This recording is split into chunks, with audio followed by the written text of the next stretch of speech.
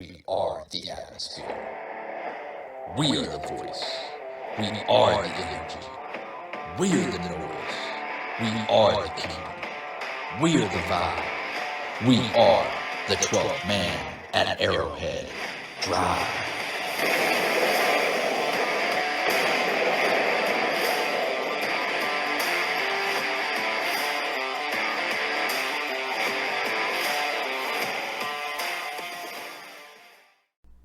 What's going on, everybody? Welcome to the 12th Man at Arrowhead Drive. I am your host, Kevin Britton. So the NFL draft has came and went. Undrafted free agents have been signed.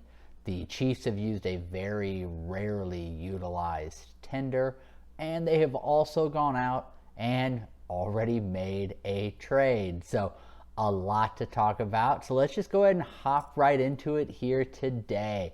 We are going to start by talking about this draft class. Veach absolutely knocked this one out of the park. So it all started in the first round, Thursday night, clock ticking, and we got to pick number 21, and the Chiefs decided, all right, it is time to act. So the Chiefs made a trade up and moved from the 29th spot up to the 21st spot to draft Trent McDuffie, cornerback out of Washington. McDuffie stands 5'11", 193 pounds. He's a versatile corner that can play on the outside or in the slot. He's able to man up at the line, and he can also drop into coverage. He's an athletic blitzer, plays well against the run, and is a willing tackler. His height and length of arms, not ideal, but his athleticism and his strong playing style allow him to overcome his shortcomings, or his short arms, if you will. Tremendous player, tremendous athlete, slots right in as, in my opinion, cornerback 1, or you can call him cornerback 1A or 1B with him and Snead. We now have a couple of studs at the cornerback position. And then later in the first round, with pick number 30, the Chiefs selected George Karlaftis, defensive end out of Purdue. Now, Karlaftis is a powerful rusher off of the edge. He has a good first step, powerful push, and strong pop with his hands. He can effectively take on double teams when rushing the passer, and also when playing the run. He doesn't have a whole lot of bend around the corner, but he does have decent lateral agility. So he's going to be able to set the edge. He's going to be able to play the run. He's going to be able to get after the passer in a powerful type of way. Again, not the type that's going to bend the edge and be, the uber athlete, but he's got power. He's got some agility. I think he will be effective for this team. And then that moves us into the second round. Veach decided, time to move around again, not just staying put.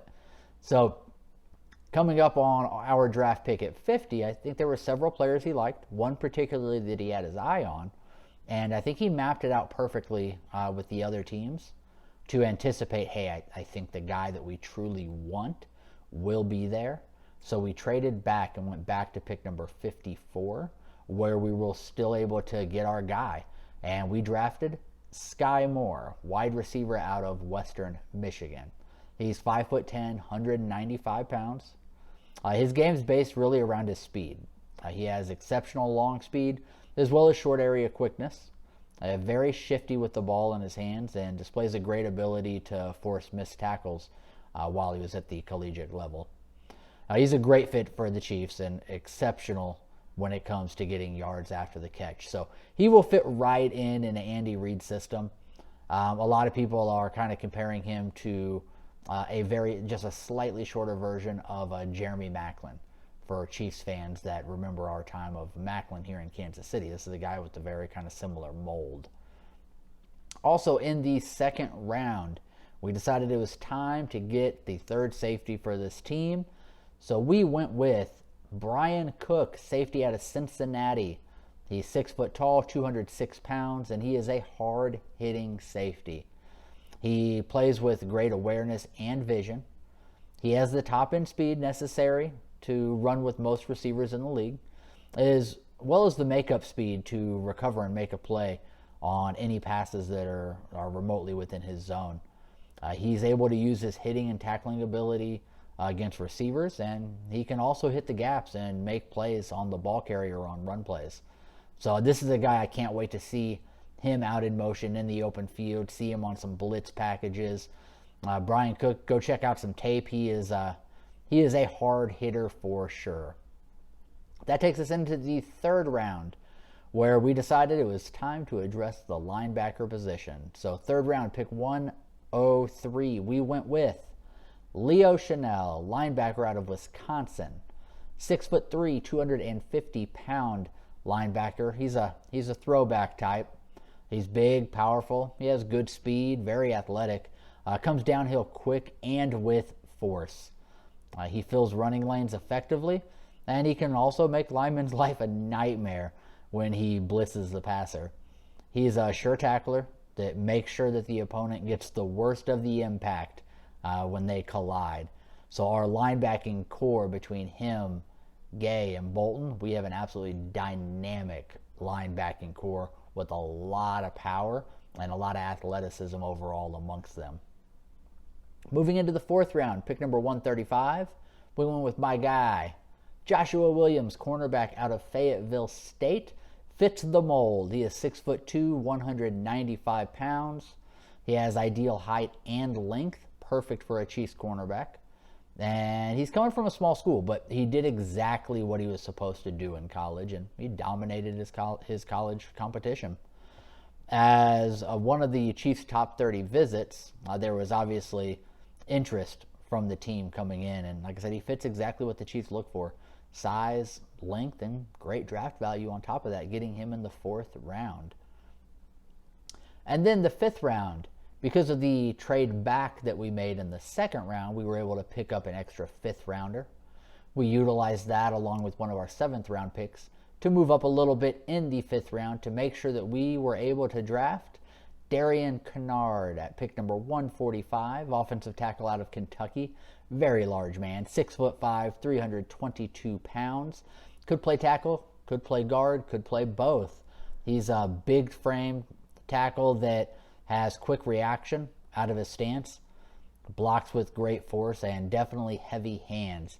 And he blocks through the whistle, finishes his blocks with authority. He could slot in perfectly in the right tackle spot on the line if he can work on his footwork. And he fits the powerful blocking style that the Chiefs have kind of rebuilt this offensive line around. Potentially steal of the draft right there with Kennard. And then that jumps us into the seventh round, where we still had 3 seventh-round selections. We started off by taking Jalen Watson, cornerback out of Washington State, standing 6'2", 197 pounds. He was also one of our top 30 visits. Watson, good height, good length, has a frame that should allow him to add more muscle mass to help him play with more strength as well. He has good straight line speed, which allows him to turn and run with receivers down the field. And he plays against the run effectively as well, with quick reactions and a willingness to really get into the action and make a play on the ball carrier. Next in the seventh round, we went with Isaiah Pacheco, running back out of Rutgers. He is 5'11", 215 pounds. He was pick number 251 of this draft. He's willing to do whatever he has to do to be able to help the team succeed. Runs behind his pads and has good hands as a pass catcher out of the backfield. Very willing and capable of providing pass protection for his quarterback, and really could be a 3-down back in this league.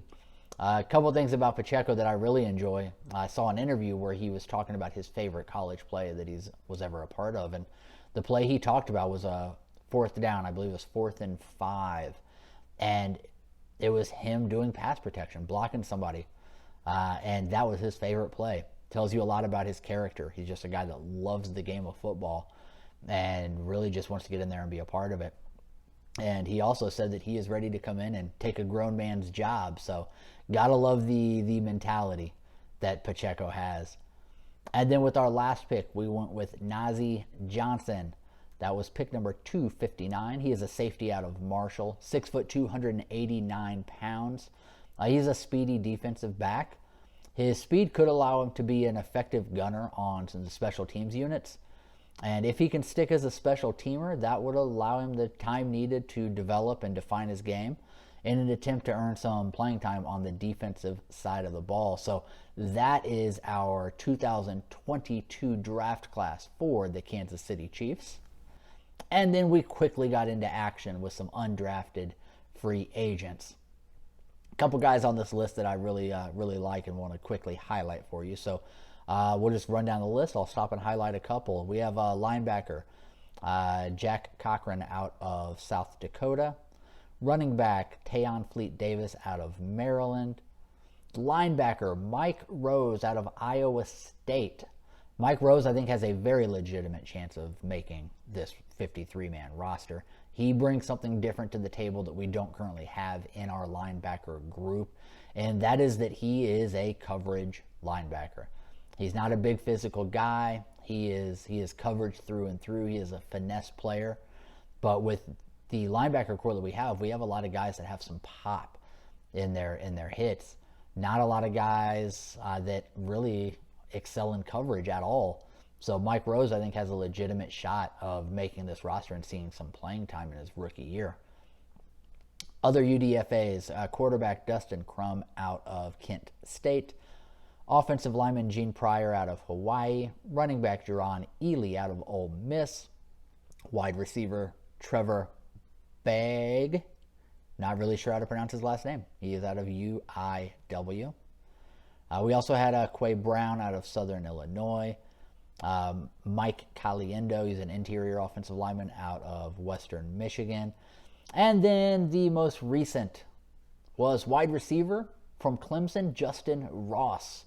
Justin Ross initially in his freshman year set the college on fire. If you would have asked most analysts after his freshman year, they would have told you that he's going to be a first-round pick. Now, he had a lot of injuries that occurred after that, including a spinal fusion surgery. But he was able to get back on the field. Not quite back to who he was before the injuries and the surgery.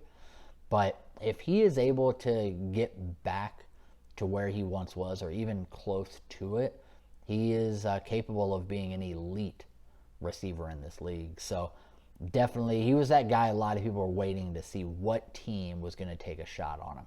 Most people, myself included, thought somebody was going to take a shot on him in round 5, 6, or 7. But he did go undrafted, and the Chiefs were able to capitalize and sign him. So there's not a lot of risk to it. If he doesn't pan out, so be it. Less than $1 million that we're out of pocket. But if he does pan out, he could potentially be an elite receiver in this league. So glad to see that we were able to take a shot on that. And then a couple of minicamp invites as well.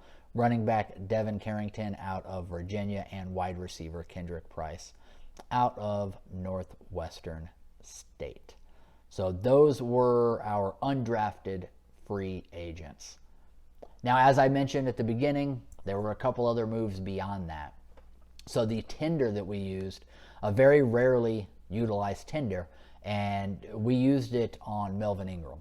Basically what that means is Melvin Ingram is a Kansas City Chief once training camp starts, unless he has signed elsewhere. It's basically what it boils down to. So if he doesn't sign elsewhere, which honestly I don't think he will. The Steelers were the only team interested in him previously, so I don't think there's going to be a whole lot of other teams like coming and popping up at this point. So if he's not signed somewhere else by the time training camp starts, he is a Chief, and it would be a $4.4 million contract for him for this year. So I'm pretty confident that Ingram is going to be back in the fold for this team. And then the last thing, the huge surprise, we went out and made a trade for a cornerback. We just drafted 3 cornerbacks in the draft, but not satisfied, always wanting to upgrade, and I like it. We traded a conditional future 7th round pick to the Houston Texans in exchange for Lonnie Johnson Jr. Lonnie Johnson Jr. was a 2nd round pick just 3 years ago by the Texans. I liked him a lot coming out of Kentucky. Very good in college. Texans, it was very up and down. They never let him get comfortable. They played him on the outside at corner. They played him in the slot. They played him at safety. Like, they just kept moving him around, and he was never really able to get comfortable in the league. So I think him coming in, he's going to be kind of in that mix with Fenton for the third or fourth cornerback on this team. I think we'll stick with him at cornerback. Yeah, if in a pinch we absolutely, get a couple injuries and need to move somebody mid-game, he's capable of moving to safety. But I think we're really going to utilize him in the cornerback spot. He's a big, lengthy corner. I think he'll be able to get comfortable in the cornerback spot. And I think ultimately by the time we hit like second half to the last quarter of the year and into the playoffs, I think we'll be able to really see an impact out of Lonnie Johnson Jr. as he gets more used to the NFL at a set position where he can finally get the opportunity to do so. So leave me a comment down below, guys. Let me know who your favorite player out of this draft is. Definitely like to know your guys' input and what you guys think about that as well. I think my favorite person out of the draft is Pacheco. I just love his attitude, his demeanor, and kind of how he goes about his business. But I think that McDuffie is my favorite player out of the draft. But leave me a comment down below. Let me know what you guys think. I appreciate you guys tuning in. Till next time.